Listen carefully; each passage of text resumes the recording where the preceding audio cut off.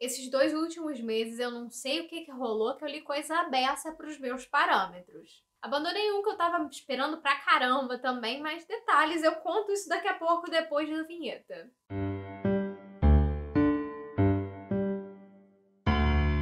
Sejam muito bem-vindos ao canal, eu sou Ana Luísa Temponi e hoje não dá pra enrolar porque tem coisa beça pra falar, senão a gente vai ficar aqui, ó, 10 anos. E segura até o fim do vídeo porque vai rolar um sorteio aqui no canal, o primeiro sorteio do canal. Então segura aí que lá no final do vídeo eu vou dar todas as informações necessárias. Então, como eu tava falando, julho e agosto foram meses, assim, super proveitosos em matéria de leitura.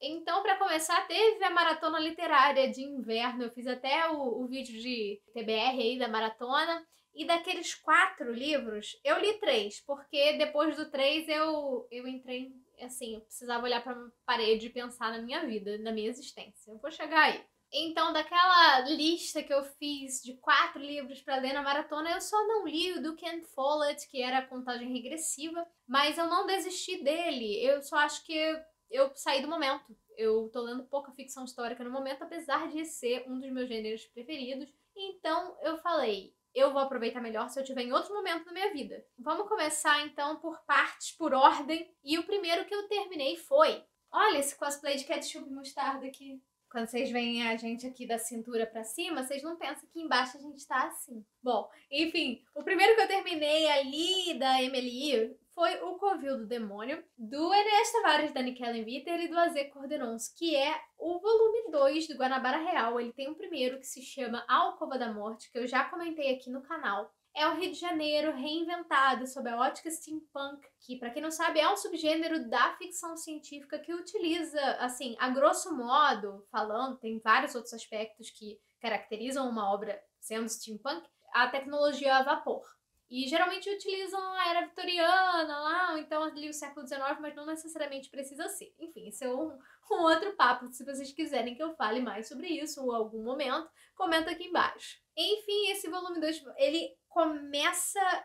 falar de continuação é sempre pisar em ovos para não dar spoiler, né? Essa continuação, ele começa mais ou menos no finzinho do que aconteceu no primeiro livro, nos eventos do primeiro livro. Só que acontecem alguns fatos lá que deixam os agentes da Guanabara Real foragidos. Então a gente começa a pegar uma coisa meio underground ali. Eles já não eram personagens lá muito bem vistos pela sociedade, pela elite carioca e tal. E aí o que acontece? Aqui eles estão foragidos mesmo, com recompensa por eles, né? Coisa boa, bacana. Então se passa um ano com eles vivendo assim, tendo que se comunicar com amigos, tudo por debaixo dos panos, tudo nesse estado crítico, e é tudo culpa de um mau governo. Aliás, as analogias desse livro aqui estão espetaculares. Com tudo no perigo, à beira do colapso, tanto individualmente quanto no geral. E daí tem alguns desaparecimentos acontecendo também que são investigados ali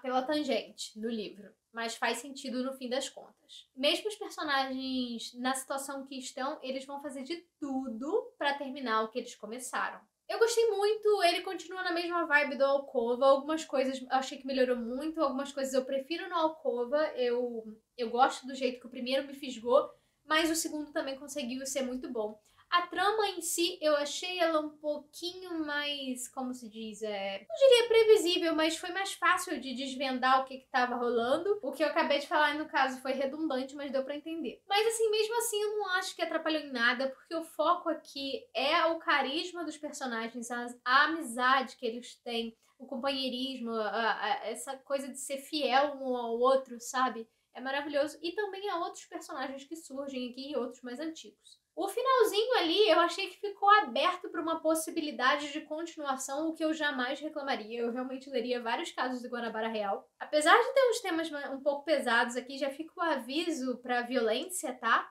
Apesar de ter isso, ele é um livro gostoso de ler. Então fica aquele tonzinho que pode ter uma continuação. Aliás, eu espero muito que tenha. Mas também, se for fechar nesse, não deixa a desejar. E essa arte é tão linda.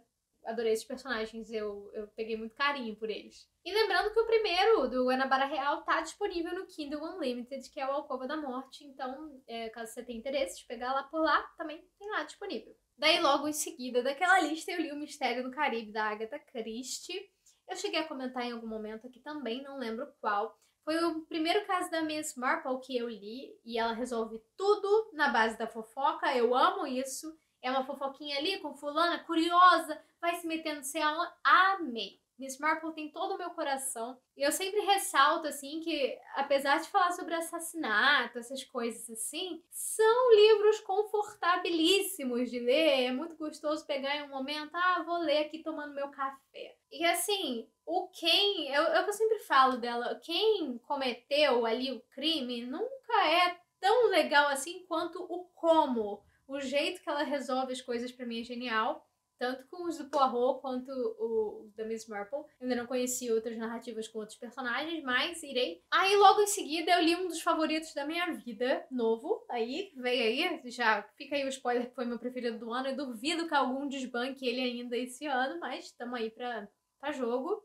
Foi Gideon a Nona. Eu tô sem o meu em português ali, eu só tô com ele em inglês. Eu só tô com ele em inglês aqui, mas eu tenho ele em português, tá emprestado. E esse livro aqui se tornou uma das coisas que eu fiquei apaixonada, assim, em níveis altíssimos, virou a minha personalidade. Eu não vou me estender muito, porque tem um vídeo de 20 minutos falando sobre ele, com muito mais precisão, inclusive.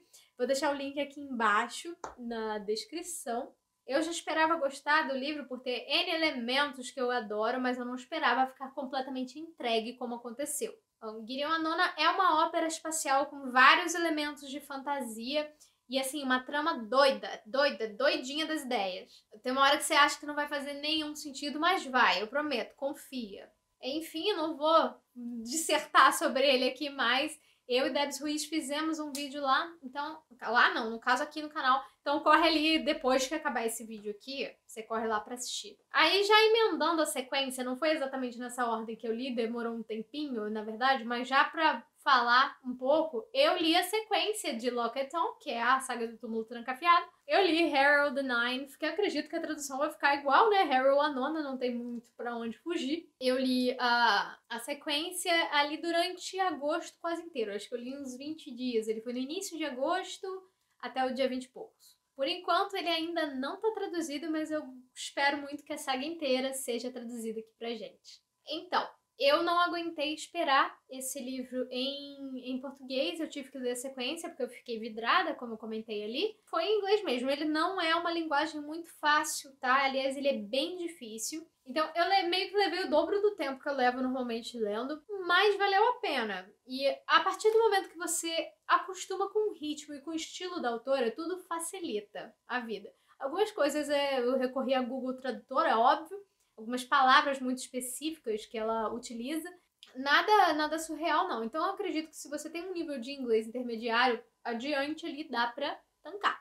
Então, esse livro aqui a gente vai ter a narrativa sob a ótica da Harrow, que é uma personagem super recorrente no primeiro livro, inclusive tão importante quanto a protagonista. E, aliás, eu diria que ela é protagonista também, de certo modo, mas aqui a gente vai ter uma proximidade maior com ela. E assim, é muito difícil falar sem dar spoilers, então não vou dar spoilers aqui nesse vídeo. Vai ter um momento de spoiler em outro vídeo, mas nesse aqui não, fiquem tranquilos. Mas assim, nesse livro já começa com a Harrow que não tá muito boa das ideias, sabe? Aconteceu umas coisas ali, ela não tá muito boa das ideias. É que a gente tem um livro escrito inteiramente, quer dizer, uns 80% dele é escrito em segunda pessoa. Sim, é tipo, então você foi lá, pegou a chave da porta e jogou pela janela, nesse nível aí. Mas tem sentido, confia. É uma história que você fica cheia de quê? Entendeu? No fim das contas, você fica perplexo. E assim, é uma história que tem que ser lida com muita atenção, porque tem muitos detalhezinhos escondidos em partes específicas da trama. E às vezes é uma coisa que você acha que não tem nem nada a ver, que é só um negócio jogado ali e não é. Enfim, eu não posso me aprofundar aqui sem dar spoilers, esse momento vai vir. Mas nessa trama a gente passa a acompanhar outros personagens, alguns que já eram conhecidos do primeiro e alguns outros novos também, em dinâmicas excelentes. Esse livro, ele tem um tom diferente do primeiro, mas ele não perde a essência. E agora tem uma rainha da minha existência que eu tô torcendo muito por ela, apesar de tudo, que é Ianthe Tridentarius. É uma personagem que aparece no primeiro, mas ela tem uma frequência ali maior na narrativa nesse segundo. Então segue espetacular a continuação e vamos esperar que o terceiro também. Mas em breve vem aí o vídeo sobre Harrow. Aí, nesse meio tempo aí, eu não lembro mais em que ordem, eu tentei ler Delilah Green Doesn't Care, que vai sair pelo Arqueiro agora. Agora é setembro, não sei em que data. Talvez já tenha saído também quando eu tô falando isso. Que ficou Delilah Green Não Está Nem Aí. Era um livro que eu tava esperando pra caramba. É um rom-com com romance entre duas mulheres e tal. Mas assim, eu tentei, juro, eu abandonei com 12%. Tava me dando gastura. Tava me dando muito. Não gostei. Eu odiei as personagens, assim. Não sei nem se foi muita expectativa que eu coloquei. Eu tava esperando muito. Eu comentei isso em outros vídeos aqui. Mas me deu gastura. Não curti, não. Não curti o estilo da autora. Pra mim, a rainha desse tipo de livro continua sendo a Claire Liddon. Bom, aí depois eu li uma novela do Rafael Westenfelder. Eu espero estar falando o nome dele correto. Que foi Depois da Caixa Preta. É muito bom de ler. Inclusive, se você tá de ressaca e gosta de coisa misteriosa, estranha, festa estranha com gente esquisita, eu aconselho muito. Mas assim, ele narra praticamente o BBB, sabe? Só que já começa ali no meio. Não tem pré-BBB, não tem... Enfim, já começa ali durante.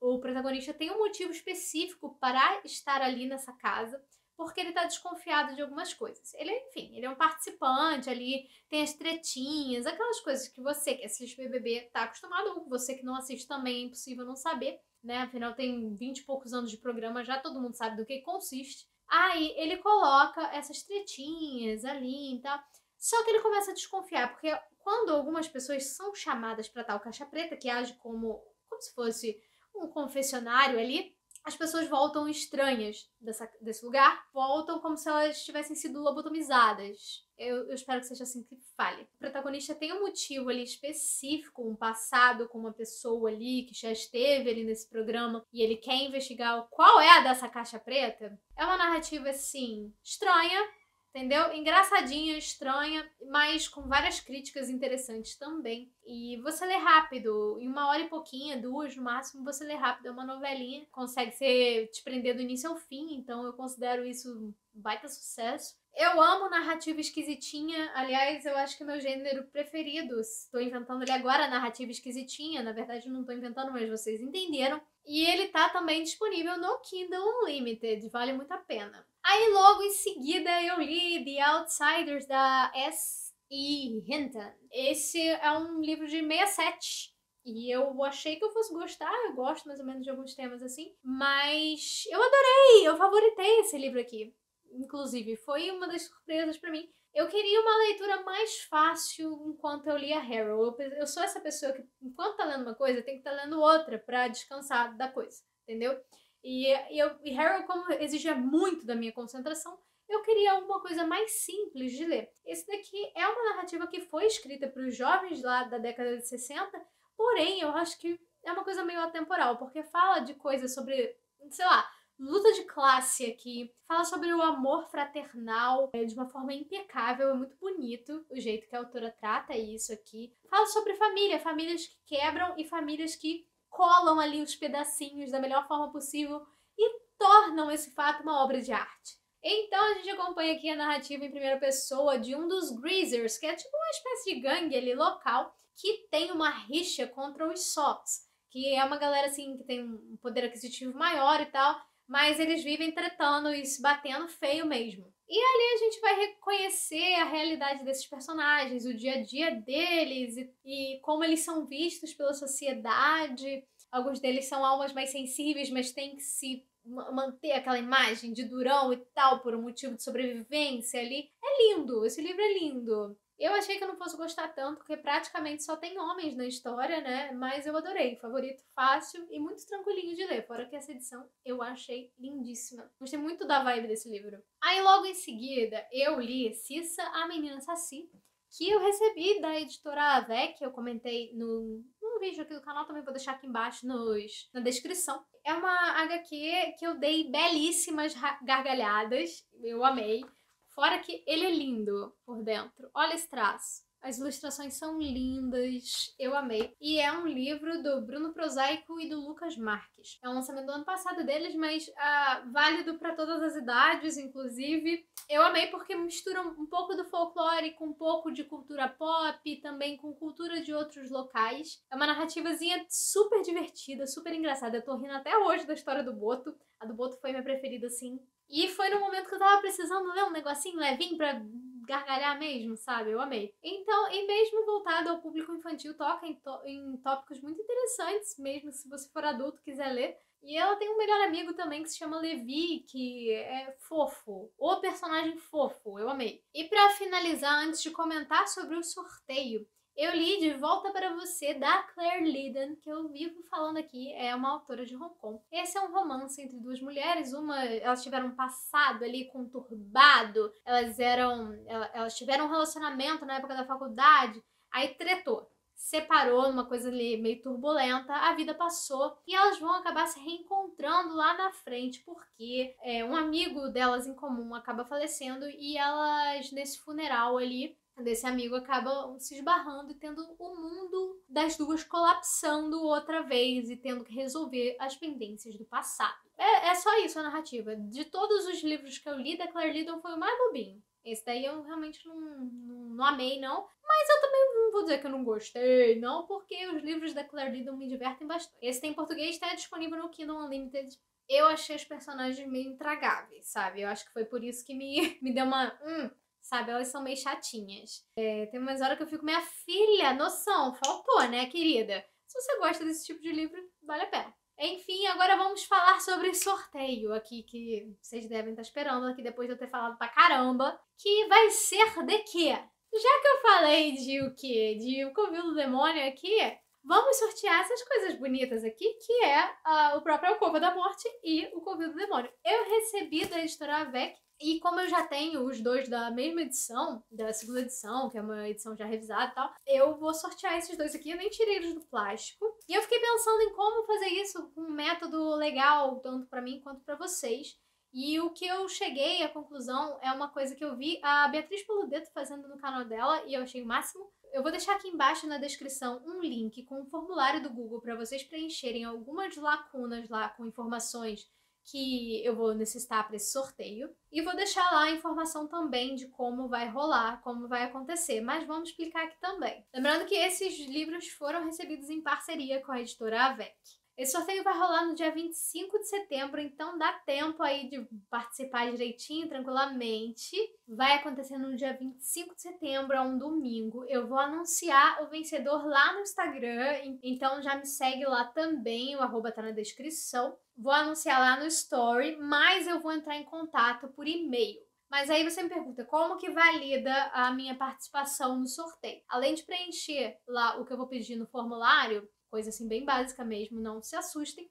O que vai validar a sua participação nesse sorteio é deixar um comentário aqui para ajudar no engajamento do vídeo. Não precisa ser mais de um, basta um, mas se você quiser pode também. Isso só não vai aumentar as suas chances de ganhar o sorteio. Então, basta um comentário para validar a sua participação no sorteio. Então, assim você me ajuda a engajar o vídeo e ganha a chance aí de ganhar esses bonitinhos aqui. Então, ó, não esquece, o formulário tá aqui embaixo, o sorteio acontece dia 25, me segue no Instagram, porque eu vou anunciar lá primeiro, mas eu vou estar entrando em contato por e-mail, então se você é daquela pessoa que é descansada com e-mail, fica de olho, não esquece não. Que aí tem aquela coisa do prazo de 24 horas, enfim, tá tudo explicado ali no formulário. Espero não ter sido prolixa pra explicar as coisas aqui embaixo, acho que não, acho que ficou claro. Qualquer coisa me pergunta, DM do Instagram tá lá aberta caso tenha alguma dúvida. Caso tenha gostado do vídeo, aquele negócio, né? Se inscreve no canal, ativa o sininho, deixa aquele like. E é isso, até semana que vem. Tchau!